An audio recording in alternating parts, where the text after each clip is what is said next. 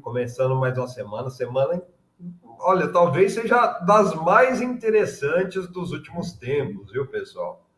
Aliás, esse caso Débora aí, vocês estavam falando aí, o STF chegou a oferecer acordo, viu, para cerca de 1.000 golpistas que foram presos na época, né? E que foram denunciados. Eu não sei se realmente se a Débora estava no meio deles, o pessoal está falando aqui, mas olha, um pouquinho mais da metade aceitou esse acordo com o Supremo, né? Que seria pagamento de multa ali, uma vigilância, alguns com tornozeleiro eletrônico, outros através de ir até o fórum da cidade ali periodicamente para falar que estava tudo bem, e eles não aceitaram, mas isso faz parte de uma estratégia e de uma incitação que está sendo feito com essas mentiras, nesse caso, Débora do Batom, né? Criaram até uma alcunha para ela, Débora do Batom, que tem a ver também com o que vai acontecer essa semana, né? Com os bastidores aí do julgamento do Bolsonaro e com atenções voltadas também para o Congresso Nacional, viu? Eu já cheguei aqui falando um monte na segunda-feira, mas como é que a gente faz aí? Vocês quer colocar alguma coisa ou eu já vou falando? Bora lá, Plínio, pode já entrar com a pauta. Pode entrar na pauta, Plínio. Oi? Pode entrar na pauta. Então vamos lá. Esse caso da Débora do Batom aí, que o Bolsonaro está usando, e também o Eduardo Bolsonaro, no sábado, fez uma publicação, mais uma publicação, para atacar o Supremo Tribunal Federal, né? Essa atitude do Eduardo, usando esse caso e outros aí para incitar a horda bolsonarista, tem irritado muito os advogados, principalmente ali do pai dele, Celso Village, e também o José Luiz, como é que ele chama, Azenha? Azenha conhece bem lá o Oliveira, né? Deixa eu pegar aqui o nome dele certinho. Que é quem está fazendo ali esse trabalho de José Luiz Oliveira Lima, né? O Celso Villard e o José Luiz Oliveira Lima foram contratados pela defesa do Bolsonaro justamente para quê? Para dar uma voltinha lá no Supremo, visitar os gabinetes, conversar. E essa ofensiva do Eduardo Bolsonaro, usando, entre outros, esse caso da Débora do Batom, tem causado uma irritação nesses advogados, justamente não só deles, mas também de outros membros da organização criminosa, dos 8 que serão julgados a partir de amanhã de manhã, porque isso aí, na interpretação desses advogados, o que acaba acontecendo? Uma que gera uma irritação, né, nos ministros do Supremo.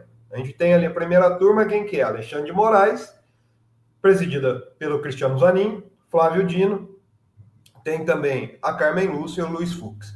Então, isso aí fecha portas, esses ataques do Eduardo Bolsonaro fecham portas no Supremo.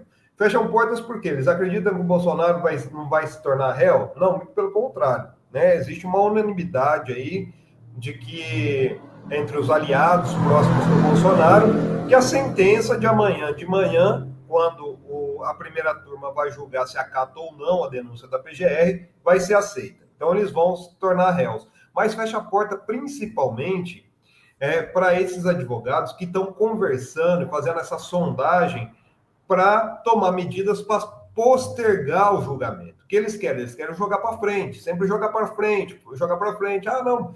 Eles já tentaram várias manobras jurídicas, aí entre eles o impedimento do Zanin, do Dino, do Moraes, né? Uma série de medidas. E não conseguiram. Então, isso está...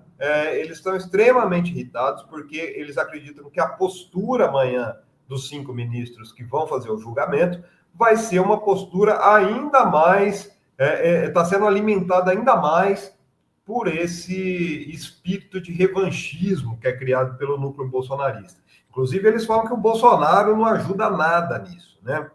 Outro bastidor interessante que está acontecendo nesse momento, né, na véspera do julgamento, é a postura do Bolsonaro e de aliados próximos. O Bolsonaro deve se reunir, ele disse que já teria dito ali que não vai assistir o julgamento, que vai ser transmitido pela TV Justiça, né? Ele não vai assistir, e ele vai se reunir com lideranças aí, ou principais aliados do núcleo duro do bolsonarismo do parlamento. Para quê? De novo, PL da anistia. E de novo, Débora do Batom, viu? Eles vão usar essa tentativa de comoção que eles estão fazendo aí da Débora do Batom para tentar, de novo, pautar o PL da anistia. E tem uma questão interessante, viu, gente? Essa semana, o presidente da Câmara, Hugo Mota, viajou com Lula, chegou lá no Japão, vocês mostraram a chegada. Tanto o Hugo Mota quanto o Davi Alcolumbre estão no Japão com Lula. Quem assume no lugar do Hugo Mota na presidência da Câmara? O vice, que é Altineu Cortez, do PL, um cachorrinho que deve favores ao clã Bolsonaro. Por que o Altineu deve favores aí ao clã Bolsonaro, viu? O Altineu, assim, ele vem de uma longa linhagem da política neopentecostalista do Rio de Janeiro, né? E ele quer ser candidato ao Senado pelo Rio em 2026, quer ser o candidato do clã Bolsonaro em 2026 para uma vaga no Senado.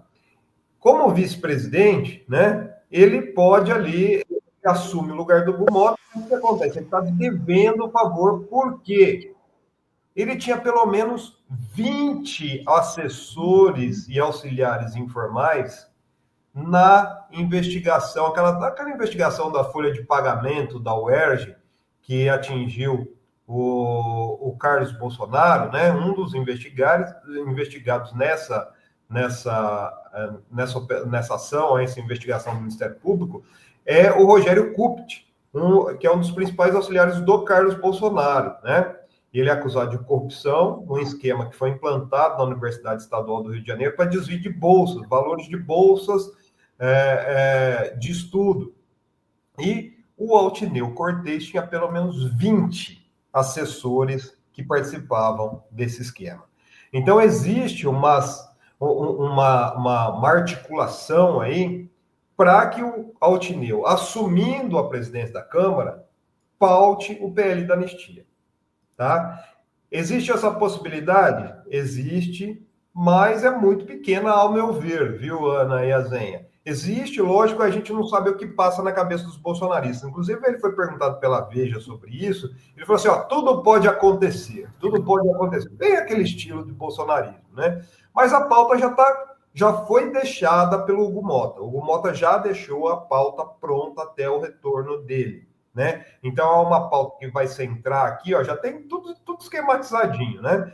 O que vai acontecer nessa terça-feira, na terça-feira aqui, só vai ter pautas defendidas pela bancada feminina, né? Então, o que vai ser levado a plenário? Projetos de lei aí que aumentam... Opa, tem uma moto aqui. Que aumenta principalmente a Maria da Penha, né? Esse projeto aí inclui na Maria da Penha o aumento de pena para quem oferecer droga, incluindo álcool aí a criança e adolescente. Tem umas questões relacionadas também a violência contra mulheres, e na quarta-feira o Hugo Mota já deixou pautado também o projeto da Lei do Mar, para criar regras aí para exploração do ecossistema marinho.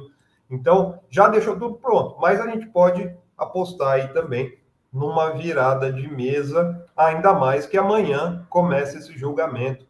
E a ideia que é? O Bolsonaro também nessa reunião aí, ainda não está confirmado se ele vai participar, mas eu acredito que sim, com os congressistas, eles estão montando uma ofensiva para fazer o quê?